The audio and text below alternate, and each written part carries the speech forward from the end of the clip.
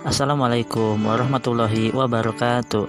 Perkenalkan, nama saya Ahmad Fajri, mahasiswa PGSD kelas 2C Universitas Sultan Ageng Tirtayasa. Pada kesempatan kali ini kita akan mempelajari tentang tumbuhan hijau dan fotosintesis. Yang pertama, kita akan membahas mengenai tumbuhan hijau. Apa itu tumbuhan hijau? Tumbuhan hijau merupakan suatu tumbuhan yang memiliki klorofil. Klorofil berasal dari dua kata, yaitu kloro dan fil. Kloro merupakan hijau dan fil merupakan daun.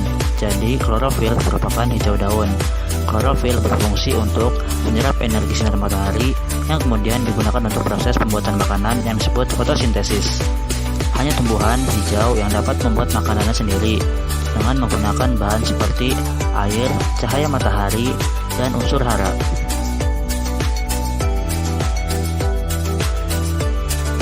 Kemudian manfaat tumbuhan hijau. Yang pertama, mencegahkan adanya bahaya banjir dan longsor. Yang kedua, menjadi tempat hidup bagi makhluk hidup lain seperti burung dan serangga. Yang ketiga, menghasilkan kayu yang dapat dimanfaatkan untuk berbagai keperluan manusia.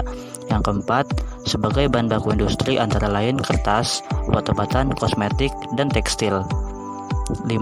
Menjadikan lingkungan asli, teduh, dan tidak gersang.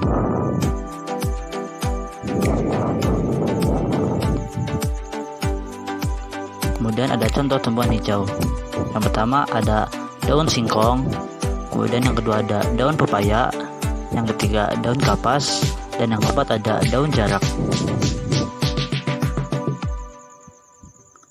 Selanjutnya kita akan membahas mengenai fotosintesis.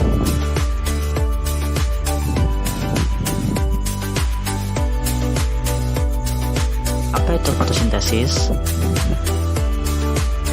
Definisi umum dari fotosintesis yakni proses tumbuhan membuat makanan sendiri dengan memanfaatkan cahaya matahari, air, karbon dioksida, dan unsur hara. Pada prosesnya, fotosintesis mengalami dua kali reaksi, yakni reaksi siklik atau terang dan reaksi non-siklik atau gelap. Yang pertama, reaksi terang siklik hanya melibatkan satu fotosistem dan siklusnya berulang. Yang kedua, reaksi gelap non-siklik atau siklus Calvin merupakan tahap lanjutan dari reaksi terang dan tidak membutuhkan cahaya matahari.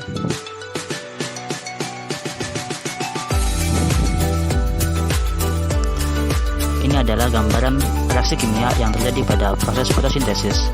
Secara sederhana, karbon dioksida ditambah dengan air dan sinar matahari akan menghasilkan karbohidrat, oksigen, dan uap air.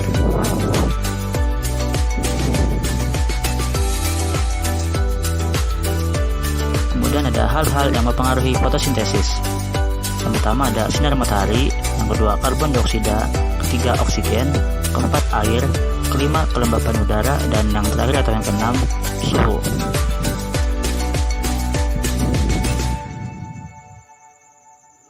Kemudian ada fungsi fotosintesis. Yang pertama memproduksi glukosa, kedua menghasilkan oksigen dan mengurangi karbon dioksida, serta yang ketiga menghasilkan batu bara.